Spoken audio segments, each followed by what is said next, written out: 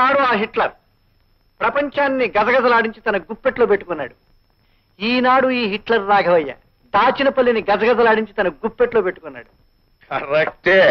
ఊళ్ళో ఉన్న ఎర్రిగోర్లన్నీ మన చేతుల్లో సిక్కిపోయాయి. మనం మాత్రం బ్రహ్మాండంగా పలిసిపోయాం. అండర్స్టాండ్. అవి మంచం మీద పరుపు పట్టుకొచ్చానండి. సొమ్ములు అడిగి పరుపు పెట్టరా? అర్థం లేదండి, ఇది మా గూడెం పరుపు అండి. గిద్దెడికి గింజలు కొలిస్తే చాలు దీనికి. ఏరోయ్ గూడెం పరుపు అంటున్నావు, ఉప్పు చేపల వాసన కొట్టేకెళ్దేమో. ఓ పని చేయి, దాన్ని తీసుకెళ్లి సోపుతో శుభ్రంగా స్నానం చేయించి మంచం మీద ఎట్టు. ఏట్రా అండర్స్టాండా? స్టాండేనండి. అయ్యారా రాఘవయ్య, ఈ ఊళ్ళో మనం ఎలాంటి అదవ పని చేసినా అడిగే నాదుడు లేడు. సి మిస్టర్ పెంటయ్య, ఎదురు అడిగేవాడే కాదు, ఈ హిట్లర్ రాఘవయ్య సర్పంచ్ గా ఉన్నంత కాలం ఎదురు తిరిగేవాడు లేడు, ఎదురు చెప్పేవాడు లేడు. ఎప్పటికీ రాడు.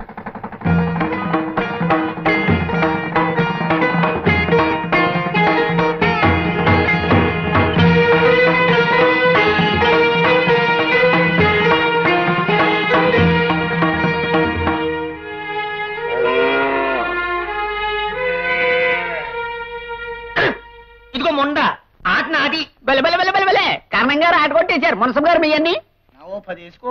ఆల్ కౌంట్ అయ్యా. 20, 30, 40. ఎవరయ్యా నువ్వు? పేక ముక్కలని నేలపాలు చేశావు. పసివాళ్ళు చదువు నేర్చుకోవాల్సిన బడిలో పేకాడుకోవడం నేరమే కాదు, పాపం కూడాను. ఏమిటయ్యో మాకే నీతులు చెప్తున్నావు? ఊరు కొత్త మొహంలో ఉన్నావే, ఎవరు నువ్వు? నేను ఈ ఊరి కొత్తవాణ్ణి ఏం కాదు, పాతవాణ్ణి. గూడెంలో సీతాల కొడుకు రాముని. ఈ క్షణం నుంచి మీరు ఇక్కడ పేకాడడానికి, పశువులు కట్టి పాడు చేయడానికి వీల్లేదు. ఒడ్లు కాసుకునేవాడు పట్నం వెళ్ళొచ్చిన మాత్రాన పెద్ద గొప్ప అనుకున్నావా? మేము ఇక్కడ పేకాడుకుంటాం, చీకటి పడ్డాక మందు కొడతాం. అందుకే ఊరికి పెద్ద దిక్కైన రాఘవయ్య గారు ఒప్పుకున్నారు. మధ్య నువ్వెవడు రా వద్దడానికి? అవును, అక్కడ రాఘవయ్య గారి గొడ్లు, ఇక్కడ వీళ్ళు, ఆ పక్కన మా పిడకలు చాలా కాలం నించున్నాయి. కాదనడానికి నువ్వెవడు అయి? నేనా? ప్రభుత్వం వారి చేత ఈ స్కూల్కి కొత్తగా నియమించబడ్డ మాస్టర్ని. అందుకే అధికారంతో చెప్తున్నాను, రేపటి నుంచి ఇక్కడ మీ ఆటలు సాగడానికి వీల్లేదు. రాఘవయ్య గారు అయినా సరే, ఆ దేవుడు అయినా సరే, గొడ్డు గోదా ఇక్కడ ఉండడానికి వీల్లేదు.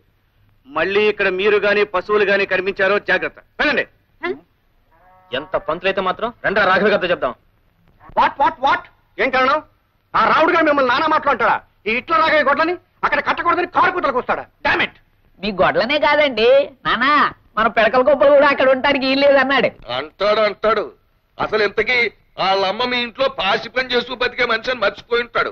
అసలు దీనికి గడ్డడితే ఆడి బుద్ధి వస్తుంది. ఏమే సీతాలు, నీ కొడుకు కళ్ళు నెత్తినెట్టుకుని ఊళ్ళో దిగేట? ఏడు బాబు, మా రావుడు వచ్చాడా?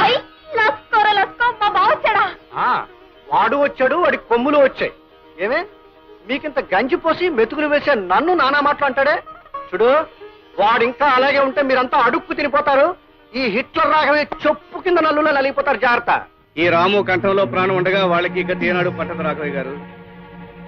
అమ్మా చూపు ఇక్కడ పడి గది. అమ్మా నువ్వు ఇంటికెళ్ళి గది అమ్మని ఇంటికి తీసుకెళ్ళి. రేపటి నుంచి ఇక్కడ గుడ్డు చాకరీ చేయడానికి మీరు రావట్లేదు. వెళ్ళండి. ఆగండి. అలాగా ఏంటి పనులు చేయక్కర్లేదా? ఏటో పెద్ద పెద్ద ప్రతిపాదనలు తీర్మానాలు చేసేస్తున్నావు. మరి పనులు చేయకపోతే సత్యం నీ బాబు ఈ రాఘవయ్య గారి దగ్గర తీసుకున్న అప్పు ఎవడు తీరుస్తాడ్రా? ఎవడు తీరుస్తాడ్రా నీ బాబు చేసిన అప్పు? అప్పు చేసిన 1000 రూపాయల అప్పుకి జీవితాంతం మా నాన్న మీ పొలంలో పనిచేశాడు. ఆ తర్వాత ఇన్నేళ్లు మా అమ్మ చెమటోటి శ్రమ పడింది. పసితనంలో నేను ఒళ్ళొంచి పనిచేశాను. చిన్నప్పటి నుంచి ఇప్పటి వరకు మా యాది రక్తం ధారపోసి ఇంటి చాకరీ చేసింది. ఇంకా మీ అప్పు తీరలేదంటారా? చదువు రాదు, జ్ఞానం లేదు, తలెత్తరు, ఎదురు చెప్పరు అని బ్రతుకంతా బానిసలుగానే ఉంచుదాం అనుకుంటున్నారా? రాఘవయ్య గారు, వయసు మళ్ళినా మా నాన్న చేసిన సేవకి కిరాయి కట్టండి. అనారోగ్యంతో కూడా మా అమ్మ పడ్డ శ్రమకి విలువ కట్టండి. ఆకలి గడుపుతో మా యాది చేసిన పనికి ఖరీదు కట్టండి. అవన్నీ లెక్కలు వేయండి. మీరు నెల నెలా తిండి గింజలకిచ్చిన ఖరీదు మినాయించుకోండి. మీ అప్పు వడ్డీతో సహా ఏనాడో తీరిపోయి ఉంటుంది. ఏమంటారు? కాగితం మీద లెక్కలు వేసి చూపించమంటారా? చూడండి రాఘవయ్య గారు, బాకీ తీరిపోవడమే కాదు, మీరే మాకు రుణపడి ఉంటారు. ఆ రుణం తెచ్చమని మేము అనం. అది జాలితో దయతో మేము మీకు చేసిన సహాయం అనుకుంటాం. వెళ్ళొస్తాం. గ్రేట్ రాము, నువ్వు ది గ్రేట్ రా. ఒరే, గోచిగుడ్డతో గొడ్లు కాచుకునే కుర్రపెనుగువి. అబ్బా, వాళ్ళకి ఎంతో ఎంతో గర్వంగా ఉందిరా. సీతాలు, బంగారం బంగారం లాంటి కొడుకులు కన్నావే. అసలు ఇలాంటి కొడుకులు కన్నా అదృష్టం మాటలు చెప్పలేనే. ఒరే రాము, మీ అమ్మని యాదిని రెండు కళ్ళల్లాగా చూసుకుంటూ దర్జాగా గర్వంగా బతికేరా. వెళ్ళరా, తీసుకెళ్ళమని. దండాలి బాబు గారు. మీరు దండం పెట్టకూడదే, నేనే మీకు దండం పెట్టాలి.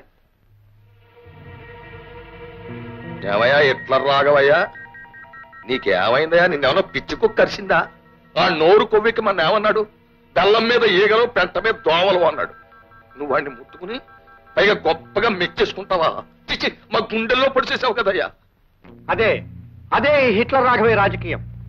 కనిపించగానే కేతుడుల మీద పడి కుమ్మేశామనుకో, మనం ఇడియట్స్ అయిపోతాం. దేవుడు ఏం చేసేవాడు? రాక్షసుల్ని వెధవేషాలు వెయ్యనిచ్చి సడన్ గా అవతారం ఎత్తేవాడు, వాళ్ళ పని పట్టేసేవాడు. ఈ హిట్లర్ రాఘవయ్య మంచి టైం చూసుకుని అవతారం ఎత్తాడు, అప్పుడు మీద పడి కుమ్మేస్తాడు. ఏం చేస్తాడు? కుమ్మేస్తాడు. నువ్వింత ప్రయోజకుడు అయినందుకు నేను గర్విస్తున్నాను బాబు. మాస్టర్, ఇది మీరు పెట్టిన భిక్ష, మీరు చూపించిన దారి. పంతులు గారు, మా బావ మాటలకి పెద్దోళ్ళందరూ నోరెత్తలేక లస్కో తెల్ల మొక్కలు వేసుకొని ఉండిపోయారు. మా గూడెల్లో ఈ నేలకి కామన్లతో మాట్లాడగల మడిసి వచ్చినందుకు మాకు చాలా సంతోషం, సంబరంగా ఉంది బాబు. ప్రతిరోజు ఈ ఊరికి తెల్లారినా నువ్వు వచ్చిన రోజే సూర్యుడు వస్తాడని, ఈ పల్లెకు వెలుగొస్తుందని నాకెప్పుడో తెలుసు. ఈ పల్లె కళ్ళు తెరిచి ఒళ్ళు విరుచుకుని ప్రగతి వైపు నడిచేలా చేస్తాను.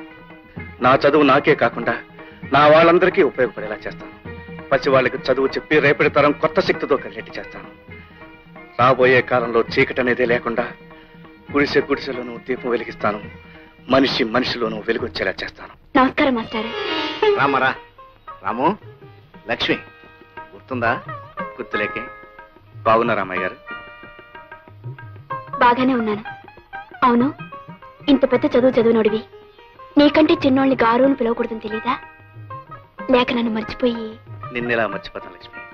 నువ్వు నాకు ఇచ్చిన పెన్ను ఎప్పుడూ నేను గుర్తు చేస్తూనే ఉంటుంది. అత్తోయ్, అయ్యగారింటికాడ బావ దబాయించి మాట్లాడేశాడు కదా, ఇక పంతులు గారింటికాడ చూడాలి. లస్కోరా లస్కో.